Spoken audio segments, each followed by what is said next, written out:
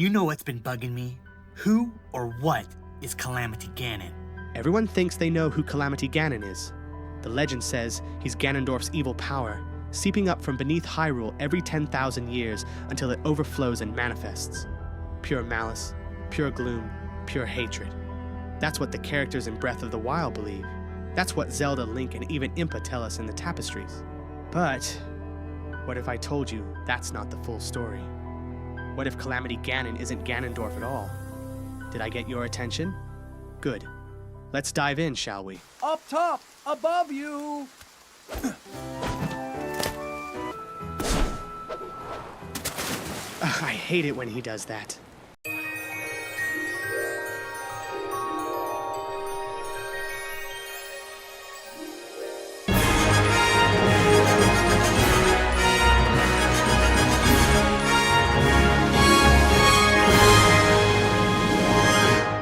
Yes, it's easy to believe the Calamity was sourced from Ganondorf from underneath the castle.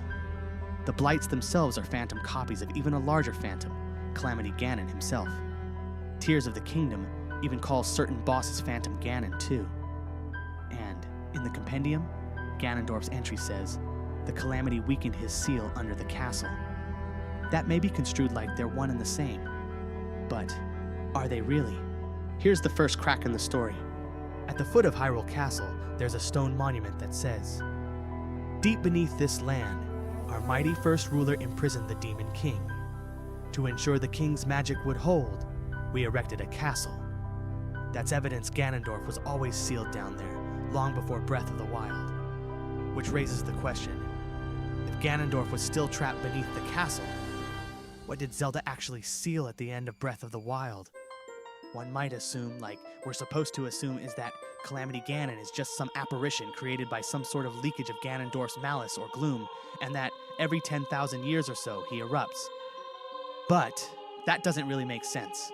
He was sealed down there by Rauru. And what sort of seal causes leakage? Not much of a vote of confidence in Rauru's abilities if his seal only works half-assed. Watch out! In Tears of the Kingdom, Rauru is called the first king of Hyrule. But in creating a champion, Masterworks, the developers are clear.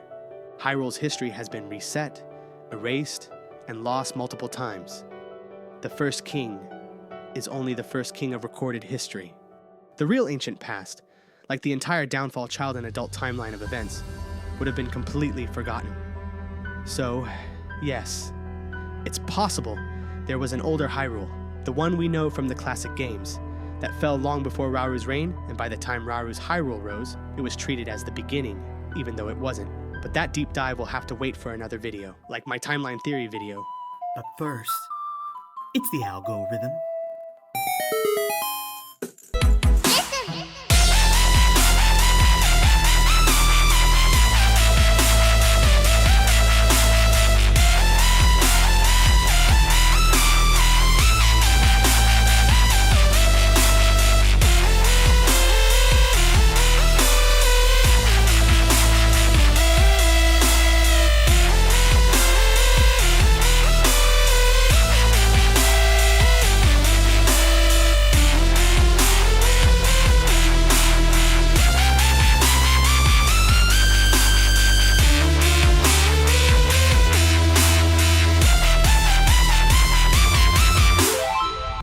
And then there are Zelda's voice memos in Tears of the Kingdom, where she speaks of a great sea that might once have covered the land, even flooding into the depths.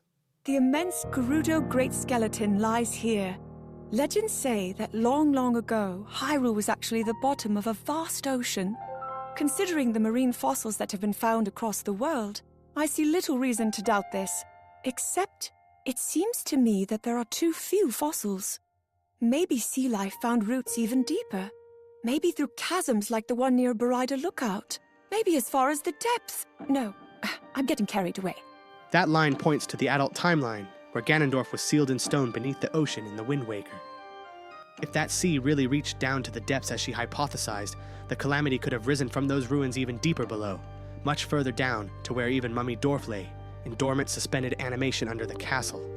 An evil even more ancient than him, yet simultaneously existing, patiently waiting, until the right moment to strike when he has accumulated enough power to erupt to the surface. Or Maybe he came from the downfall history of events, where Ganondorf lost his humanity entirely, cursed to reappear again and again as a beast. That fits Calamity's shapeless, monstrous form perfectly. But there's one timeline where there is no doubt he couldn't come from. The child timeline. In Twilight Princess, Link drives the Master Sword into Ganondorf's chest, and Zant snaps his neck in that eerie vision. His Triforce of power fades, and that death is final. That Ganondorf is gone for good. Not sealed, but annihilated. So, with that all in mind, what if Calamity Ganon wasn't the Ganondorf we met in Tears of the Kingdom? What if instead, he is, and always was, a remnant of a much older evil, spawn of a downfall demon, or a remnant of Wind Waker's ocean-bound king slowly breaking his seal? Something buried so deep and so far back in time that by the present day, Zelda mistook it for the same demon king. In the past, Zelda meets Raru's Ganondorf in the memories and assumes that he must have been the source of the calamity she grew up hearing about. But what if that was wrong? That Raru's Ganondorf was a different evil altogether, sealed beneath the castle in his own age, meant for a final confrontation much later. That the calamity she knew was something older, darker, and even more forgotten to history of its origin. So, by some sick poetic justice, we get one Ganon freeing another. Maybe Zelda in Breath of the Wild never actually defeated what she thought later to be Ganondorf at all. Instead, she sealed a phantom echo of a far older Ganon. And it was that echo's rampage that cracked the seal, unleashing the current Demon King from Raru's time, defeating one evil just to challenge another. Which means, if true, Breath of the Wild wasn't the story of us facing the Ganondorf remembered in Tears of the Kingdom's memories. Instead, it was the first clash in this age against the original Demon King, an ancient evil so long forgotten it had slipped into myth. Or it could be that the calamity was nothing more but the ultimate phantom Ganon, born from malice leaking out of Ganondorf's mummified statue under Hyrule Castle. Like a cosmic Ganondorf browser history, ugly, corrupted, and somehow still alive even when the computer's off. It could be, but now I'm not so sure. So here's where I leave it to you. Option 1. Calamity Ganon is just a very powerful phantom Ganon, made of malice and gloom incarnate, but still from the Ganondorf we see in Tears. Or, Option 2. He's another Ganon entirely, born from the downfall or adult timelines, surfacing in Breath of the Wild's age, long after history forgot him being told about in myth as the Great Calamity. Unintentionally causing the events of Tears by rupturing the Raru seal of that Ganondorf when he awakened his second time, and a direct result of Zelda and Link's delay to defeat him, causing the Raru seal of the other dwarf being corrupted, giving the edge for him to break free. So, what do you think? Was Calamity Ganon just evil sludge, or a whole other Ganon crashing the party? Let me know in the comments, because the answer changes how we see the entire era of Hyrule's history. Remember to like, subscribe, and share the video as well, and until next time, stay well in Hyrule wherever you are. This has been Sir Link.